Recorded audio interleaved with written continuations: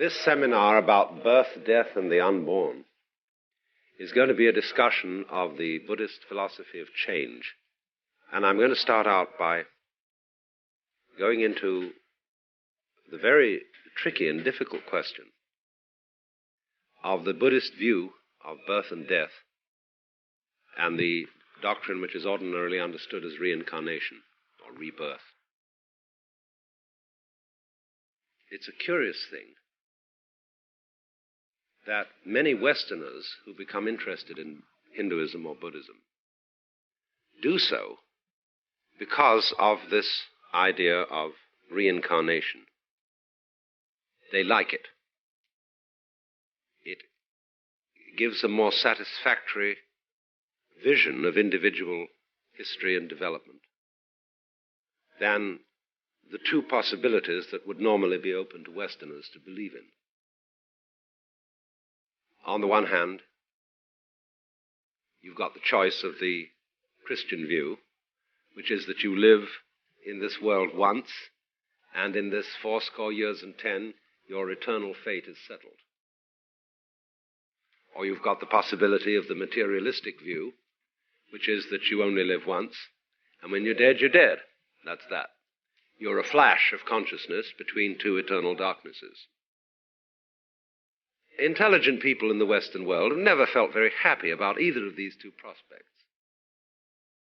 And therefore there's a certain attractiveness about the idea, which seems to be the point of Buddhism and Hinduism, that you are a soul on a pilgrimage, and that from some extremely obscure origin you began as some sort of animalcule, and worked your way up step by step through all sorts of forms of life, and finally you have the privilege of appearing in human form. And once you've got there, you have an opportunity to develop to the highest spiritual position. You must remember that according to both Hindu and Buddhist doctrines, the human form is a very privileged position. For there are, according to both of them, because they share a common cosmology, 6 domains of beings. And if you visualize the wheel of life with its 6 divisions, at the highest, top division, there is the realm of the Deva. Deva is a word from which we get the word divine, and equally the word devil. A Deva means, though, originally a god, or more correctly, an angel. Angel is a better Western translation of Deva than God. Immediately opposite the Deva world, at the bottom of the circle, there is the Naraka world of beings in torment. This is the dimension of the world which is the screaming mimes, which is experience in the form of absolute horror. The Deva world is the experience of being in the form of bliss. And between these two poles, there are all kinds of ranges. There are, for example, the Asuras next to the Devas, going clockwise around the wheel. And the Asuras, they are wrathful beings. Ashura is the incarnation of divine anger. Then next to the Ashura going around are the animals, all animals whatsoever. Then again we get to the Naraka at the bottom, the place of the purgatory, we'll call it. Then coming up again, there's the world of the Preta, who are frustrated beings. And they're represented iconographically as having very large bellies and very tiny mouths. That is to say, an immense appetite with very little means of satisfying it. They're a sort of spiritual bottleneck. And then coming up, between the Pretas and the Devas, is the world of the humans. And this is understood to represent a sort of middle position. You can be liberated from the human state because the Devas are too happy to be liberated. The Asuras too furious. The animals too dumb. The Narakas too tormented. And the Pretas too frustrated. You need not take this as a literal account of various kinds of being in the universe. You can take them simply as a depiction of various states of the human mind, of the moods you can go through. They're all really in your own head, as we shall see later on about many other things. But these are the 6 worlds of Hindu and Buddhist cosmology. And the notion is that one reincarnates again and again through the 6 worlds. This is the popular idea. In other words, if you live this human life in a bad way and you become angry, if you devote your life to fury, you'll be reincarnated as an Ashura. If you devote your life to merely living for back and belly, you'll be reincarnated as an animal. If you are horribly cruel to people, you'll be reincarnated as a Naraka, and so on all around. But on the other hand, if you do good things, in the course of your karma, you will be reincarnated in the Deva world, or in better and better situations in the human world. That's the popular understanding. And Westerners, many of them think, well, that's great, because this opens up vast vistas of future development. We can go on in future lives working out our destinies, and we can also love to think about who we were before.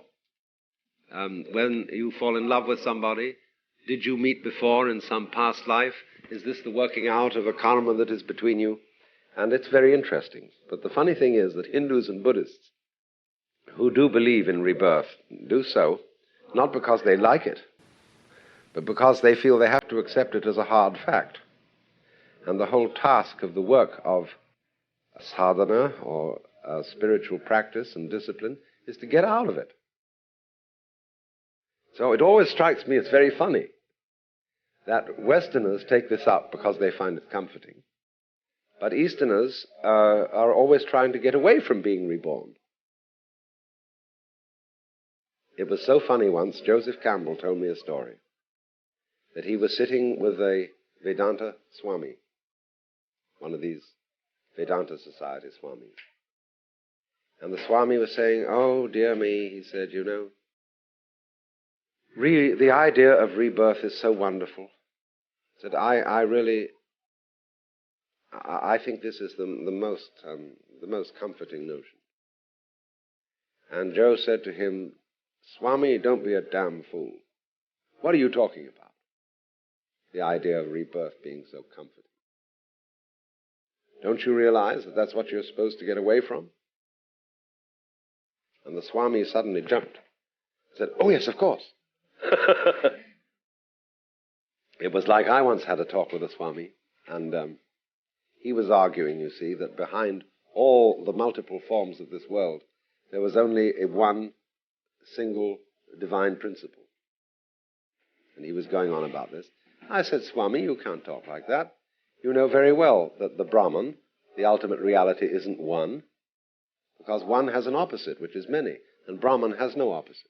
You should speak as Brahman as the non-dual. And again, he said, you talk just like a Hindu. They're funny, you see, because these Swamis have accepted an enormous amount of Western feeling. The British were responsible for that, for occupying India so long and perverting its traditions.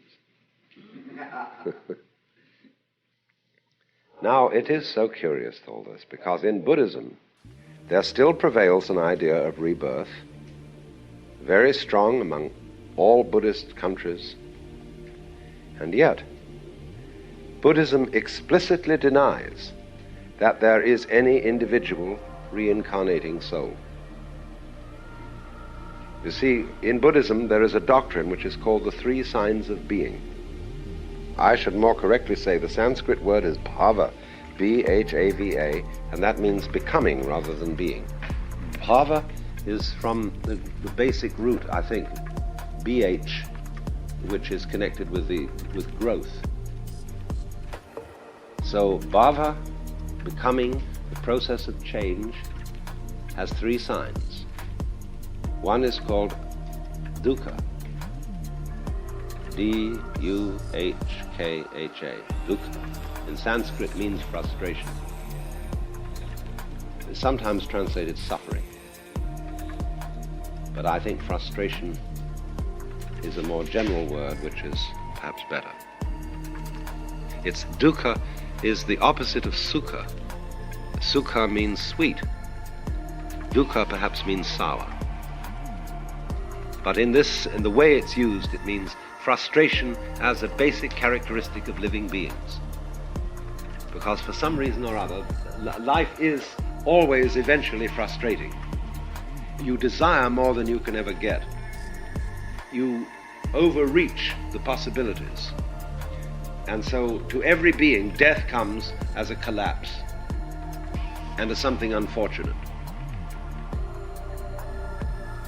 The next sign of being is called anitya, A-N-I-T-Y-A in Sanskrit, anitya, which means impermanence. The opposite word being nitya, eternal. So anitya is everything is in flux. And finally, anatman, A-N-A-T-M-A-N, anatman, which means that nothing has its own soul. Now that sounds to a Christian a terrible idea, because we use the word soulless, or we say to a person, you have no soul, which means you have no finer feelings. You're not a human being, because Christian theology did distinguish between humans and animals by saying that animals have no soul. Idiots have no soul. They've lost their soul. But you can see at once that there is a complete difference of the meaning. To translate Atman as soul is ridiculous. Anatman means, basically, that nothing exists. Well, there's another word in Sanskrit you have to know, svabhava, S-V-A, that means oneself or one's own, same as the Latin suis, because the V becomes the U. Sva, bhava, bhava, becoming again, your own becoming. Or sometimes it's called your own nature or self-nature.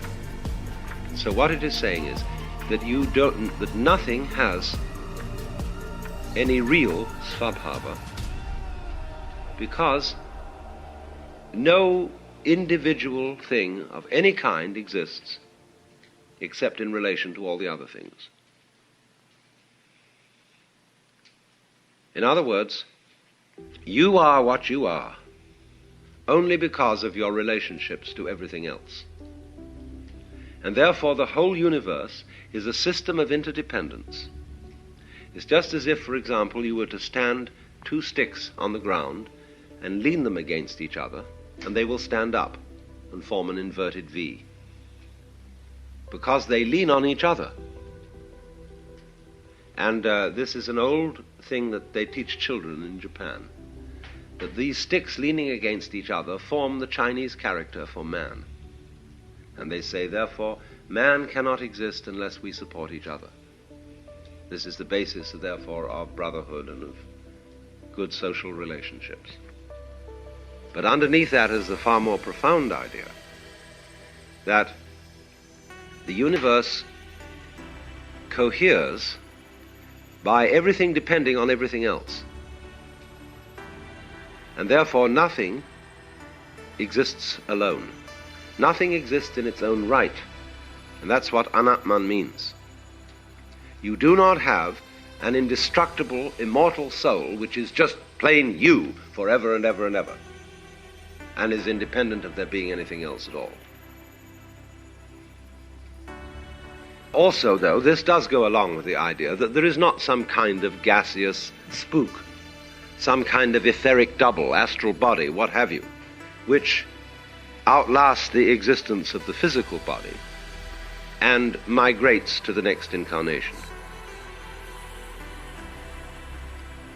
So it has always been a puzzle for Buddhist philosophers to explain how they can at once believe in reincarnation and at the same time deny the existence of an individual spook which is independent of the physical frame. And the most subtle discussions in all Buddhist literature range around this puzzle.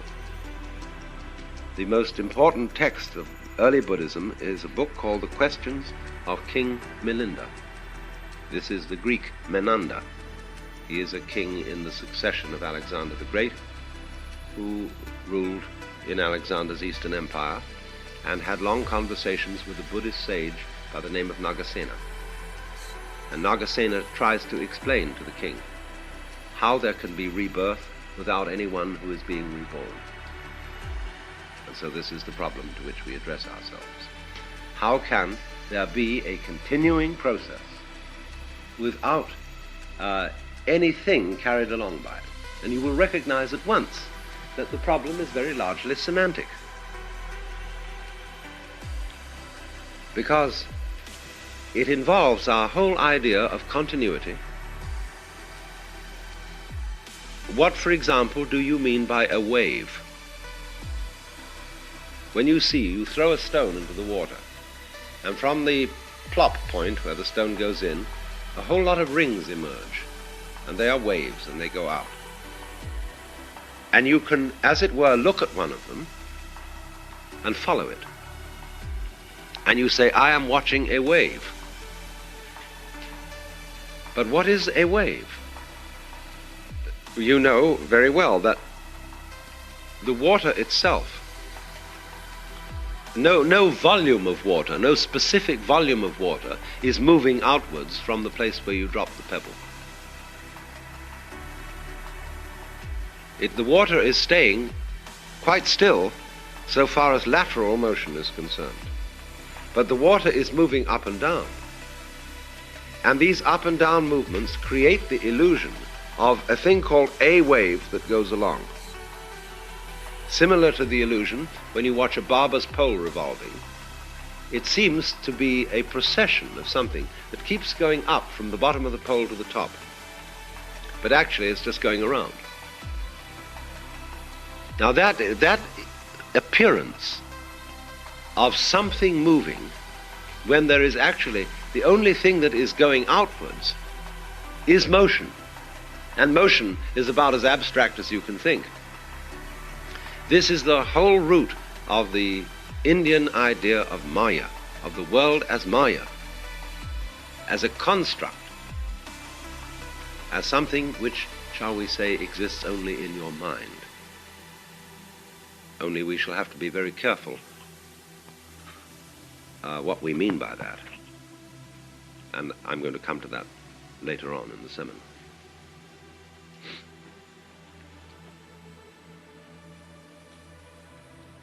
So here is the point. You are delivered from rebirth, this being the purpose of the spiritual disciplines of Hinduism and Buddhism, as soon as you are relieved of the illusion that something is going on. Continuity. This after this, after this, after this, all linking up together into a chain.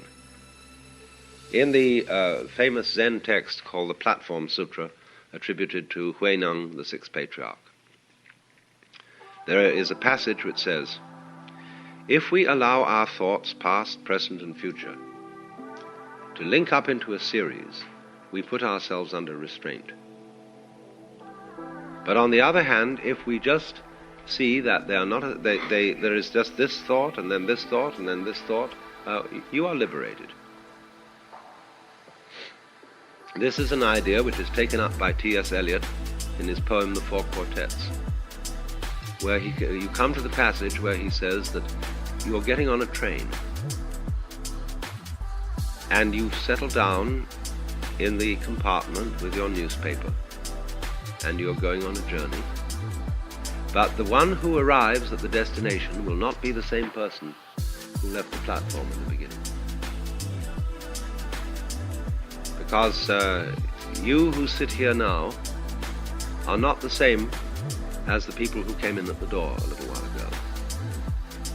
Just in exactly the same way as the flame of a candle appears to be a constant flame, which we can identify as a thing. But as a matter of fact, it is a stream of hot energy, which is whatever particles, whatever gaseous molecules are here are going like this the whole time, flowing upwards and disappearing. The flame is converting the candle wax into gas. And in exactly the same way as we can see that the flame has an identity. We say it is a flame. We have a noun for it.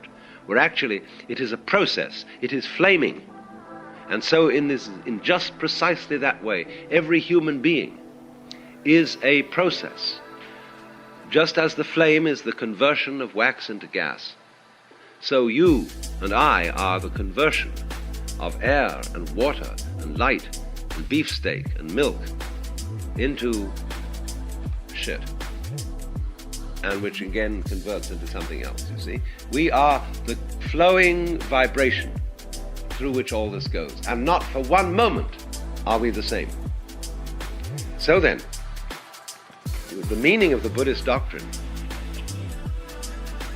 is that you who live today are never going to die,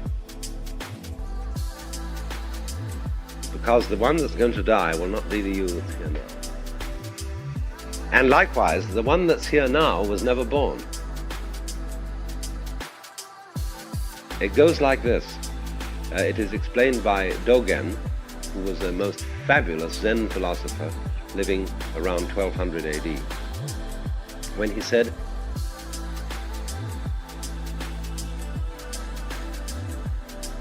the spring does not become the summer, and the summer does not become the autumn. No one would say that spring becomes the summer. There is spring, and then there is summer. And he said in the same way, when you burn wood, there are ashes, but the wood does not become the ashes. There is wood, and then there is ashes.